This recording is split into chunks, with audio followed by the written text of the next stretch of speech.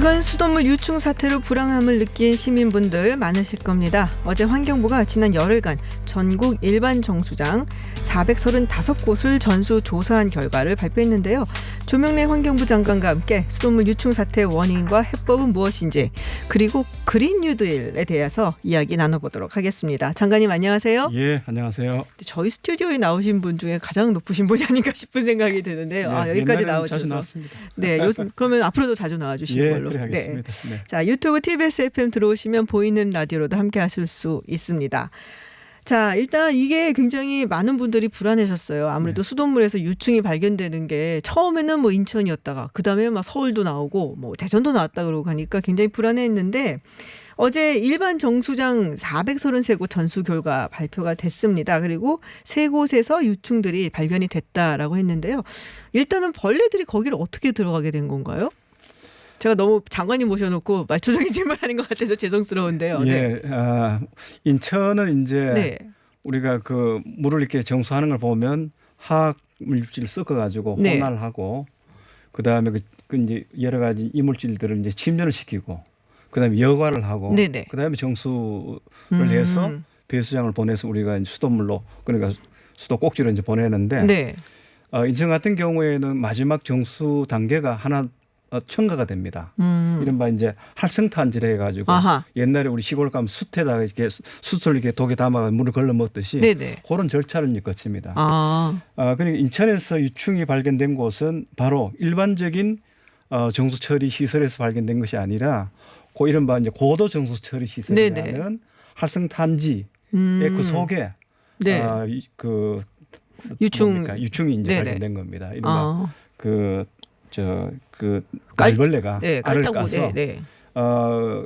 거기서 이제 성장을 해가지고 알에서 깨가지고 네네. 애벌레가 이제 물을 타고 계속 이제 수용과까지 갔던 이제 그런 것이고, 그렇군요. 어저께 발표했던 그 정수장은 일반 정수장입니다. 그런 시설이 네네. 있는 곳이 아닌데 그럼에도 불구하고 이제 모래로 이제 침전을 시켜가지고 걸러내는 이런 데서 모래 침전지 같은 데서 네네네. 나온 겁니다. 근데 뭐 전국에 435곳에서 네네. 3군데서 나왔기 때문에 뭐 비율은 높지 않습니다만 어쨌든 나왔다는 자체는 그렇죠. 중요한 것이죠. 예. 그렇군요. 그럼 고도 정수 처리장 이곳에 이제 그 활성탄지가 예. 있다라는 아까 말씀이신 건데요. 그러면은 이제 여기도 지금 거기 전수조사가 들어갔잖아요. 예. 그리고 이제 거기도 뭐 결과를 발표를 하셨는데, 예. 그럼 근데 왜 거기에 생기는 거예요? 잘 모르는 사람들, 일반인들 보기에 활성탄지가 뭔지도 잘 모르겠고, 그럼 거기에 왜 기생을 하게 됐는지도 궁금한데요. 일단은 그 활성탄지를 어떤 면에서 본다면 열어놨다고 봐야 되겠죠. 물론 이제 건물 속에 있습니다만, 네. 예컨대 창문이 열려 있거나 사람들이 다니는 그런 문을 통해 가지고 깔따구가 날아와 가지고, 네. 그게 이제 활성탄이라는 것이 유기물질이 옆에 이제 쌓여 있습니다.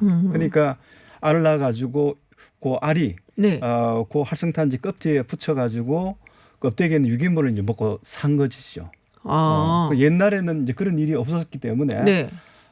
거기에 대한 관리가 철저하게 못했는데 요거는 처음으로 이제 발견된 겁니다. 그렇죠. 처음이라서 그러니까 이전까지는 그렇게 하지 않았었기 때문에 잘 몰랐는데 예. 요번에 이제 발견을 하게 된 거군요. 예, 전 세계적으로도 영국이라든가 일본에서 발견된 것이 있습니다만 이게 보편적으로 발견된 것이 아니어서 사실은 우리가 이제 물론 이제 원칙적으로 본다면 이 정수장 관리에서는 이물질이 못 들어가도록 돼 있고, 특히 작은 동물이라든가 곤충이 못 들어가도록 관리는 하도록 되어 있습니다.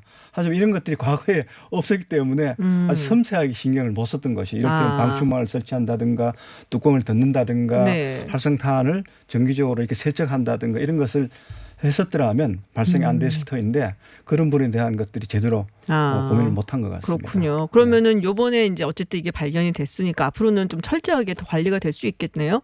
예, 지금 원인 조사를 아주 정밀 원인 조사를 하고 있습니다. 제가 그냥 지금까지 말씀드렸던 것은 일반적으로 이해할 수 있는 정도고, 실질적으로 왜 벌레가 거기 들어가서 어떻게 해서 알을 놓고 어떻게 흘러갔는지는 훨씬 더 정교한 분석이 필요합니다. 그렇군요. 그래서 현재 정밀 진단을 하고 있기 때문에 결과를 가지고 저희들이 아주 입체적이면서 정교한 대책을 세울 참입니다. 지금 장관님 말씀을 저 잘 읽기 위해서 약간 마이크를 전면으로 말씀을 해주시면 좋겠다라고 교수님 말씀을 드렸고요. 근데 인천 같은 경우 붉은 수돗물 사건도 있었잖아요. 네.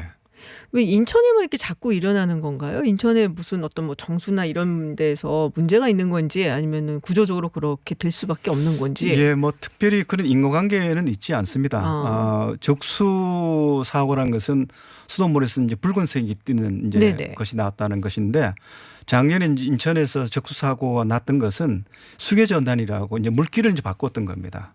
이제 왜냐하면 시설을 이제 정비하는 과정에서 기존의 물길 대신에 다른 물기를 이용하면서 관에 붙어 있던 것이 이물질들이 나오면서 불구물이 나왔습니다만 사실 인천은 그 이후에 여러 가지 새로운 시설들을 많이 갖췄습니다. 요번에 이제 유충이 발견된 공촌 정수장 같은 경우에 작년에 이제 그 사고가 네네. 났던 곳인데 새로운 시설을 넣었던 거예요. 고도 정수 처리 시설을 추가적으로 넣었는데 인천에서 처음으로 그 시설을 설치하면서 운영의 여러 가지 뭐 기준이라든가 이런 것들을 아마 섬세하게 숙지를 못했지 않나 하는 그런 추측을 합니다. 그렇군요. 예, 그래서 이 사건은 두 가지가 공교롭게도 인천에서 나왔습니다만 네네. 반드시 양자 간에 인과관계가 있던 것은 아닙니다. 그렇군요. 네. 그러니까 불구물 수돗물 사태 때문에 인천에 뭔가 조금 더 정수 처리를 철저하게 하려고 더 넣었는데 예. 그게 이제 새로운 걸 살 이제 숙지가 안 되는 부분들이 예, 있어서 예. 이번에 그 이 시설의 사태는 운영과 관리에 관한 아주 섬세한 이런 것들을 제대로 배려가 네. 못된 것 같습니다. 뭐 이제는 이제 잘 해주시겠죠. 인천 분들이 굉장히 많이들 걱정하셨거든요. 또 아이들도 예, 그렇고. 뭐 우리 정부는 뭐 지방 정부든 중앙 네. 정부든 간에 물과 같은 이 공공 서비스는 정말 제대로 해줘야 되죠. 국민의 생명 안전과 관련된 것이기 때문에 네네. 사실 뭐 그게 이제 지방의 고유 업무입니다만 그걸 관리 감독하는 우리 중앙 정부 입장에서도 국민들한테 엄청 송구스럽습니다. 네. 네, 알겠습니다. 앞으로 다시는 이런 일이 없기를 조금 기대하면서요. 자, 이 얘기를 안 할 수가 없어요. 이제 문재인 대통령이 한국판 이제 뉴딜 정책 이야기를 발표를 했었는데 그때 제가 예전에도 한마디 비슷한 말을 했지만 딱 들으면서 가장 두 가지가 귀에 들어왔거든요. 하나가 스마트, 또 다른 하나가 그린. 예. 그러니까 반은 스마트 얘기고 반은 그린인 것 같다. 이제 그린 뉴딜이 아닌가라는 얘기를 했었고 사실 이 그린 뉴딜이 뭐 우리뿐이 아니라 외국에서도 지금 얘기를 많이 하고 있잖아요. 네. 뭐 미국에서도 그 유명한 젊은 여성 의원을 중심으로 해서 네. 그래서 이 그린 뉴딜 한국의 그린 뉴딜은 그렇다면은 정확히 어떤 이야기고 어떤 목표를 가지고 있는지 조금 설명을 해주시겠어요? 예, 뭐 그린 뉴딜 그러면 대개는 그 기후 변화에 대응해서 네네.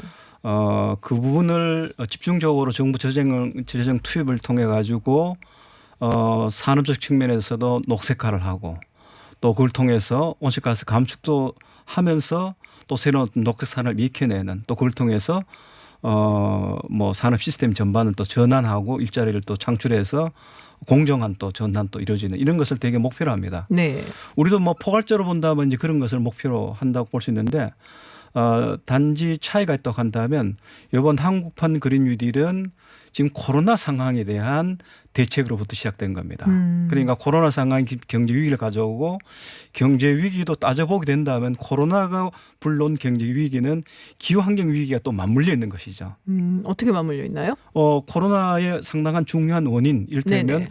야생 동물에 의한 감염의 어떤 그 세균들을 옮기는 것은 다 그게 기후 변화에 의해서 서식지가 파괴되거나 뭐 등등에 네네. 의해서 나타난 것이기 때문에 따라서 그 뿌리가 사실은 기후 환경 위기라고 봐야 되겠죠. 네. 그래서 우리가 이제 그린 뉴딜이 당초에는 코로나 상황의 어떤 여러 가지 경제적 문제를 해결하기 위한 것으로 시작됐다가 기후환경 위기도 함께 이번에 다루자 해서 섞어져 있는 것이죠. 그리고 물론 다른 나라도 되게 이제 뭐 유럽에서는 그린 딜의 일환으로 그린 네. 리커버리라는 사업을 그렇게 하고 있습니다만 되게 유럽은 아직까지는 조금 장기적인 구상 계획에 불과합니다. 하지만 우리는 추경 사업으로 태울 정도로 단기적인 구체 네. 재정 사업으로 지금 추진하고 있습니다. 그건 이제 유럽과 상당히 다르고 또 그런 측면에서 본다면 그린 뉴딜이 단순한 비전적 계획이 아니라 2030년, 2023년, 5년까지 네네. 5년까지 정부가 구체적으로 우리 세금을 투여해 가지고 환경을 개선하고 그걸 통해서 일자리도 바꾸고 또 여러 가지 경제 구조도 바꾸고 또 나아가서 온실가스 감축 이런 것도 네. 이끌어내는 상당히 단기적인 재정 사업이라는 것이 또 중요한 특징입니다. 그렇군요. 예. 근데 왜냐하면은 이제 그린 뉴딜 뭐 다른 국가에서 하고 있는 그린 정책들 딱 생각을 하면 사실은 말씀하셨던 건 굉장히 장기적인 비전을 예. 가지고 시행을 하거든요. 네. 뭐 기후 온난화라든지 또 지금 뭐 기후 변화 문제가 워낙 심각하니까 이거를 뭐 언제까지 몇 도를 낮추고 뭐 이런 식으로 가는데 단기적으로 한다고 하셨단 말이에요. 네. 그러면 이게 뭐 첫 번째 엄격하게 질문은 보면 중기죠. 5년이니까. 예. 5년이 중기라고 보는 건가요? 네. 예. 네. 그러면 이게 진정한 어떤 기후 변화를 해결하기 위한 네. 방책이라고 보기에는 조금 부족하지 않을까 네, 싶은 그건 생각이 그렇습니다. 드는데요. 예, 왜냐하면 코로나 상황에 대응하는 여러 가지 네. 경제 위기의 극복과 환경 위기 극복의 복합적인 목표를 이제 추진하다 보니까 구제 사업들이 온실가스 감축에 도움되는 사업도 있고 네. 또 장기적으로 이를테면 산업을 녹색화하는 이런 과제들은 녹색 금융의 도입이라든가 이런 것들은 직접적으로 온실가스 감축을 하는 그런 사업은 아닙니다. 그러다 보니까 그 세부 과제로 한 210가지 과제가 있습니다만 네. 저희들이 하나하나 다 분석했습니다. 했는데 어떤 것은 온실가스 감축 상당히 기여가 되고 어떤 것은 안 되는. 그래서 크게 우리가 사업을 보게 된다면 에너지 전환과 같은 온실가스 감축을 하기 위한 이런 사업도 포함되어 있고 그다음에 기후변화에 우리가 적응할 수 있는 적응 프로그램의 어떤 과제들도 있고요. 네. 그다음에 녹색 금융이라든가 녹색 산업 육성과 같은 새로운 녹색 전환을 이끌어내는 이런 사업도 다 포함되어 있습니다. 따라서 우리 그린 뉴딜 사업은 온실가스 감축이라는 것에만 한정한 것이 아니라 그걸 넘어서는 사회 전반의 녹색화를 할 수 있는 그런 사업까지 포괄 하고 있기 때문에 우리가 이제 온실가스 감축에 초점을 둔 그린 뉴딜의 관점에서 보게 된다면 감축 효과가 좀 약하다 이렇게 네네. 지적을 하는 것이죠. 그래서 아마 지적하고 이제 좀 약간 비판적으로 말씀하시는 분들은 네. 아마 그런 부분 때문에 네. 이게 경기 부양의 목표가 더 있어 보인다. 네. 실질적인 기후 변화를 막으려는 뭐 네. 환경적인 이런 목표는 좀 덜해 보인다라는 네. 부분을 짚는 것 같아요. 근데 네. 제가 사실 저희가 제작진도 그렇고 이 기후 변화 이슈에 조금 관심이 있어서 네. 여러분들 모셔봤거든요. 네. 근데 이제 그런 얘기들을 많이 들었어요. 그러니까 한국이 이 기후 변화에 있어서 상당히 절협조적이다. 그러니까 뭐 심지어 이런 말도 하더라고요. 그러니까 호주 같은 경우가 이제 기후 깡패다. 예. 그 다음에 한국이다. 예. 그러니까 이 부분에 대해서 국제사회에서 한국에 대해 조금 불만족스러운 부분은 있는 것 같아요. 예. 예. 네. 그 사실입니다. 음. 지금 말씀하신 기후 깡패라는 표현도 있고 아, 또 호주가 그렇죠. 예, 호주하고 네. 뉴질랜드, 네네. 사우디아라비아, 우리나라를 네. 뭐 4대 기후 악당이라고 이제 아하. 부르죠. 뭐 한 3가지, 10호가지 그런데 사실 우리나라는 뭐 다른 나라가 비교한다면 에너지 다소비 산업 구조를 갖고 있습니다. 우리가 지금 먹고 살아나가는 대부분 산업이 에너지를 많이 쓰는 그렇죠. 산업입니다. 예컨대 정유 산업, 화학 산업, 철강 산업, 뭐 기계 산업 이런 것들이 에너지를 많이 쓰는 구조고 사실 그것 때문에 우리가 지금 살아가는 거예요. 네. 따라서 이미 유럽은 탈산업화 단계에 접어들기 때문에 산업 구조가 다르고 에너지 씀씀이의 어떤 그런 내용과 방식이 다른 것이죠. 그래서 직접적인 비교가 상당히 어렵습니다. 어려운데 그렇지만 우리가 최근에 와서는 기후 악당이라는 그 오명이라든가 네. 또 기후 선도국의 어떤 그런 위상을 차지하기 위해서 정부로서는 많은 지금 노력을 하고 있는 건 사실입니다. 그래서 근자에 들어와서 여러 가지 좀 공세적인 어떤 기후 관련 정책들을 내놓는 것. 예컨대 뉴딜도 아직까지 기대에 비해서는 좀 부족할지 모르지만은 어쨌든 중요한 시작점을 저희들은 만들었다 보고 있고요. 네. 또 다행스러운 것은 온실가스가 그동안 계속 늘었습니다. 네네. 많이 배출이 됐는데 예컨대 배출권 거래제 같은 것을 네네. 우리가 운영한 지가 한 4년 됩니다. 그 기간 동안 작년 같은 경우 2%를 줄였습니다. 그러니까 이제 주는 단계에 들어왔기 때문에 앞으로 우리가 정책을 어떻게 하냐에 따라서 상당히 선진적인 어떤 환경 국가로 저는 거듭날 수 있다 보고 있고요. 그건 반드시 그렇게 가야 한다 보고 있습니다. 반드시 그렇게 가야 된다. 예, 예. 그런 얘기가 있더라고요. 그러니까 한국이 그러니까는 굉장히 좀 이 지구 온난화를 그 레벨을 따진다면은 좀 심한 편이다. 그러니까 온도가 조금 다른 데보다 평균적으로 뭐 봤을 때 좀 더 올라 한 0.1도라든지 뭐 0.2도 정도씩 더 올라가고 예. 이대로 가게 되면은 우리가 그야말로 다른 데보다도 훨씬 더 심하게 기후 온난화의 그 상황을 맞이하게 될 것이라는 얘기들이 있더라고요. 예, 예. 좀 더 많이 노력해야 되는 게 아닌가 싶은데. 예, 그렇습니다. 앞으로 우리가 이제 아까 제가 말씀을 드렸던 에너지 다소비 구조를 그게 다시 말씀드린다면 하석연료를 기반을 한 산업 구조고 산업 문화라고 볼 수 있는데 그걸 계속 가져갈 수 없습니다. 네. 여러 가지 이제 예컨대 뭐 유럽에서 탄소세가 이제 부과된다면 네네. 탄소를 많이 배출한 우리 자동차 같은 거 수출을 못 합니다. 아. 따라서 이런 산업을 앞으로는 그 이제 재생 가능 에너지를 쓰고 네네. 자연 친화적인 그런 어떤 산업 구조를 이제 바꿔 나가야 되고 그 과정에서 기존 산업들의 많은 이제 희생이 따르겠죠. 네. 뭐 사실 그 때문에 이제 우리가 쉽게 정책을 못 펴는 측면이 있습니다. 하지만 앞으로 바꾸지 않는다면 그런 하석 연료를 쓰는 이런 산업 구조는 이른바 자초자산이 될 가능성이 많습니다. 네. 쓸모없는 자산, 네네. 비용이 엄청나게 발생하게 되겠죠. 자, 그런 것들을 우리가 정확하게 분석해서 기존 산업 구조를 비용이 많이 든다 해가지고 지탱하는 것이 아니라 적극적으로 개조하고 바꿔가고 전환시켜가는 이런 정책들을 이제는 상당히 강도 높게 추진해야 된다 보고 있고요. 우리 환경부는 그렇게 하려고 마음먹고 네. 있습니다. 근데 이게 관도 중요하지만 사실 민이 같이 가야 되잖아요. 그렇죠. 사실 네. 말씀하셨던 자동차 같은 경우에도 그럼 관에서도 뭐 지원이 좀 있겠지만 민에서 얼마나 적극적으로 새로워진 환경에 좀 적응을 하려고 예. 노력을 하느냐, 예. 그걸 바꾸느냐, 엔진 시스템도 바꾸고 다 바꾸느냐 이런 것들이 굉장히 중요한데 그렇다면 뭔가 좀 인센티브를 줘야 될 거 아니에요. 예, 그 대표적인 것이 이번에 그린 뉴딜 사업에 포함되어 있습니다만 미래차 보고 미래차 대중화, 뭐 미래차라는 것이 이제 전기차하고 수소차 이런 차를 이야기합니다. 그렇겠죠. 지금 경유차가 굉장히 중요한 이제 미세먼지의 일종의 그 소스인데 경차를 쓰는 한 60% 이상의 우리 소비자들이 운영자들이 다음 차는 이런 친환경차 미래차를 아하. 사겠다 이렇게 그 태도를 보이고 있습니다. 네. 이랬을 때 우리가 이제 여러 가지 보조금을 주고 인센티브를 준다면 쉽게 전환이 되겠죠. 그런 내용이 이번에 그린 뉴딜 사업에 그린 모빌리티 사업으로 들어와 있습니다. 아하. 그렇게 해서 2025년까지 네.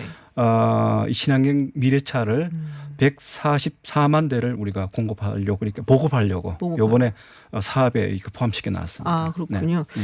여기서 잠깐 한 가지 여쭤보고 싶은 게 왜 2025년이에요? 대개 이제 우리나라 중기 재정 계획이 5년을 단위로 합니다. 아, 그래서 2025년으로. 예, 원래 이제 우리가 중기 재정 계획을 먼저 세우고 네. 그 틀에 맞춰서 그린 뉴딜 여러 가지 정책과 전략을 짰던 겁니다. 그러다 보니까 세계에서 처음으로 재정 계획에 그린 뉴딜을 담아서 여러 가지 정책과 과제를 이번에 확정한 그런 우리나라가 속하. 2025년이라고 하니까 2022년까지 문재인 대통령 임기인데 예. 그 후로 3년이 또 남고 해서 약간 애매한데 생각을 했는데 이제 그 5년이라는 것이 중기 계획이라서 예, 그렇습니다. 5년에서 2025년까지다라고 네. 말씀하셨는데요. 그럼 최종 목표가 뭔가요? 그린 뉴딜의? 그린 뉴딜 최종 목표는 단기적으로는 이제 경기 위기 극복이죠. 네네. 뭐 예컨대 일자리를 만들고 경기를 좀 근데 활성화시키고. 뭐 구체적인 어떤 목표 뭐 일자리 몇 개 뭐 이런 게 있나요? 그건 다 있습니다. 이를테면 우리가 60조를 투자해서 네네. 190만 개 일자리를 만들고 또 그린 뉴딜과 그다음 디지털 뉴딜 다 나눠서 이제 네네. 그런 여러 가지 역할을 다 했습니다. 그래서 가장 중요한 지표는 이제 정부 국고를 얼마만큼 투여하느냐. 네. 그다음에 그걸 통해서 일자리를 얼마만큼 만들어내냐. 이 가장 대표적인 두 지표고 그 지표는 지금 말씀드린 이제 그런 내용을 갖고 있습니다. 제가 언젠가 얼마 전이에요. 그 TV에서 그런 걸 봤어요. 그러니까 기후 변화에 대한 이야기를 나누고 뭐 이런 거였는데, 그러니까는 어린 학생이 그런 말을 하더라고요. 굉장히 중요한 것도 알겠고, 우리도 기후 변화 이 부분 이슈에 굉장히 적극적으로 참여해야 되는 건 알겠는데, 뭐를 어떻게 해야 될지 모르겠어요. 예. 네, 우리 국민들 입장에선 그러면 뭐를 어떻게 해야 될까요? 뭐 에너지 전환과 관련해서 우리가 네. 실천할 게 많죠. 우리 건물 같은 경우도 에너지 효율적인 여러 가지 이제 시설들을 우리가 설치해야 되고 예컨대 네. 뭐 창호라든가 그다음에 뭐 단열재라든가 이런 것들이 우리가 다 일상적으로 할 수 있는 것이고요. 그다음에 우리가 일상용품에서도 예컨대 뭐 우리가 가장 많이 쓰고 있는 일회용품 같은 거 네네네. 이런 것들을 덜 쓰는 자체가 이미 에너지를 덜 쓰는 것이 됩니다. 예, 그다음에 앞에서 말씀드렸던 자동차도 이제는 경차 네. 싼 기름값이 싼 경차가 아니라 이제는 기후의 네. 어떤 변화에 우리가 대응할 수 있는 그런 차종으로 이제 바꿔야 되고 등등의 일상생활에서 모든 것들이 에너지 소비를 우리가 수반합니다. 따라서 그걸 우리가 하나하나 성찰해 보면 우리의 여러 가지 소비 행태라든가 일상 행태를 바꾸면 그만큼 그 하나하나가 기후변화에 대응하는 노력이 되겠죠. 그럼 모인다면 결국 네. 우리 전체가 온실가스 감축이 되고 일종의 기후 친화적인 사회로 이제 바뀌어 나가겠죠. 그래서 그린 뉴딜의 환경부가 추구하는 그린 뉴딜의 최종 목표는 우리 사회의 녹색 전환입니다. 이건 기후변화라는 소극적으로 온실가스 감축을 하는 정도가 아니라 생태계가 궁극적으로 되살아나는 인간종과 자연종이 서로 공존하고 자연의 어떤 그런 생태계 순환성이 살아나오고 뭐 그래야 되면 건강한 우리 삶이 이루어지겠죠. 네네. 그런 것을 최종적으로 지향하는 것이 최소한도 우리 정부가 지금 그린 뉴딜을 통해서 얻고자 하는 최종 목표입니다. 네. 따라서 그 과정에서 온실가스 감축 같은 이런 사업들이 이제 포함되어 있다고 봐야겠죠. 그렇군요. 따라서 이 그린 뉴딜은 지금까지 5년이라는 고는 시한을 가지고 한다고 그랬습니다만 저희들이 생각하는 그린 뉴딜은 그것에 몇 개를 더해야 된다고 보고 있습니다. 맞아요. 5년짜리 계획을. 네. 최소한도 2050년까지는 계속돼야 된다 보고 있고요. 이걸 어떻게 그러면 장치화시킬 것인가 제도화시킬 것인가라는 것은 우리가 국회하고 논의해 가지고 예컨대 그린 뉴딜 기본법 같은 것을 만들어서 한 2050년까지 추진할 수 있는 그런 체계 근거 이런 것을 갖춰야 되겠죠. 그것도 큰 그렇죠. 숙제로 지금 남아 있습니다. 저도 사실은 이 그린 뉴딜을 보고서는 이게 이제 5년이라고 얘기를 하기에는 너무나 거대한 사업인데 조금 너무 근시안적이 아닌가라는 생각을 좀 했었거든요. 그래서 네. 이제 장관님 말씀하셨던 것처럼 이게 그냥 5년 내가 아니라 사실은 뭐 그린 뉴딜 프로젝트의 뭐 페이즈 1 뭐 예. 이런 식으로 좀 더 예. 장기적으로 가야 되는 것이 아닌가. 결국에는 사회가 그렇게 바뀌어야 된다는 말씀이시잖아요. 예, 그렇습니다. 전부 다. 우리 60년대, 70년대 경제 발전이 다 이제 경제 계획을 통해서 이루어졌고 그 5년 단위 일정 경제 계획을 네. 6차례 우리가 추진하면서 지금 같은 경제를 만들었듯이 이제는 화석연료 기반의 그런 산업 경제를 그린 뉴딜의 뭐 예컨대 5차례, 6차례의 어떤 절차를 통해서 추진을 통해서 그런 전환을 이끌어내야 되겠죠. 근데 그 과정에 분명히 그러니까 우리가 사회적으로 조금 고난을 겪어야 되는 분들이 계실 거란 말이에요. 예. 산업 구조가 바뀌고 그러면은 그렇습니다. 예. 기존 산업에서 이제 도태되거나 예. 아니면은 이제 그린 뉴딜 쪽으로 간다고 하면 이 사회로 전환을 하는데 시간이 또 많이 걸리시는 분들도 있고 예. 뭐 그런 부분도 다 고려를 하셔야 될 것 같은데. 예, 뭐 그린 뉴딜의 그 산업 구조 전환은 네. 필연적으로 사회 약자들의 희생을 따르는 그러니까요. 부분이 있습니다. 그래서 그런 것을 함께 감안해서 그린 뉴딜을 통한 녹색 전환이 되든 산업 전환이 돼야 되는데 그때 반드시 강구해야 될 것은 공정 전환입니다. 취약한 지역, 취약한 사람들 이런 부분에 대해서 배려가 돼야 되죠. 이를테면 이번 그린 뉴딜 사업에 이런 것이 포함되어 있습니다. 뭐 이런 그 전통 산업이 사양화되는 예컨대 뭐 조선업이라든가 네네. 뭐 기계 산업이라든가 그렇죠. 사양화되는 지역에 미래 친화적인 환경 친화적인 산업을 거기다 넣고 거기 있는 지역 주민들 우선적으로 고용을 하는 이런 프로그램도 들어가 있습니다. 예를 들면 어떻게 들어갈 수 있을까요? 아까 말씀드렸던 미래차 관련된 산업들, 부품 개발이라든가 네. 뭐 에너지를 예컨대 우리 바이오가스 같은 걸 이용해서 재생하는 에너지를 만든다든가 뭐 이런 등등이 혹은 뭐 풍력을 가지고 재생하는 에너지를 만든다든가 지역의 특성에 따라서 그런 그 지역 자원을 이용해 가지고 그 자연 친화적인 에너지와 그걸 이용하는 산업을 만들 수 있겠죠. 예. 그리고 집중적으로 그렇게 도태될 수 있는 그런 산업군을 가지고 있는 죄송합니다. 지역에는 새롭게 이제 예. 정부가 조금 집중적으로 투자를 할 필요가 예. 있다. 대체 미래지향적인 산업 대체 산업을 이제 넣는 그런 과제들이 이번 그린 뉴딜에 포함되어 있습니다. 그렇군요. 네. 오늘 장관님 나오셨는데 저희가 슬슬 맞춰야 될 시간이긴 한데요. 우리 청취자분들께 꼭 한 말씀 하시고 싶을 것 같아요. 준비해 오신 거 있으시지 않으세요? 네, 한 뭐, 말씀 마저 부탁드릴게요. 예, 우리 정부란 것은 국민을 위해서 존재하는 거고요.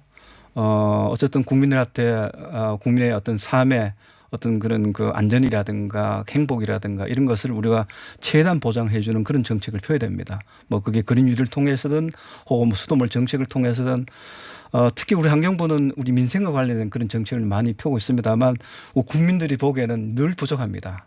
그래서 어쨌든 정부의 녹을 먹고 있는 사람으로서 국민들의 눈높이에 맞는 정책과 또 국민과 함께하는 정책 또 국민의 특히 이제 그 환경에 대한 걱정을 들어주는 이런 정책을 펴려고 무척 노력하고 있습니다. 국민과 늘 함께하도록 하겠습니다. 네. 네. 네, 오늘 이 자리까지 몸소 이렇게 와주셔갖고 네, 그린 뉴딜 정책에 대해서도 이런저런 얘기 많이 해주셨고요. 네, 앞으로도 환경부에서 좀 더 좋은 정책 그리고 국민들의 삶에 도움이 되는 일들 많이 해주시기를 부탁을 드리겠습니다. 장관님 오늘 고맙습니다. 예, 고맙습니다. 네, 지금까지 조명래 환경부 장관과 이야기 나눴습니다.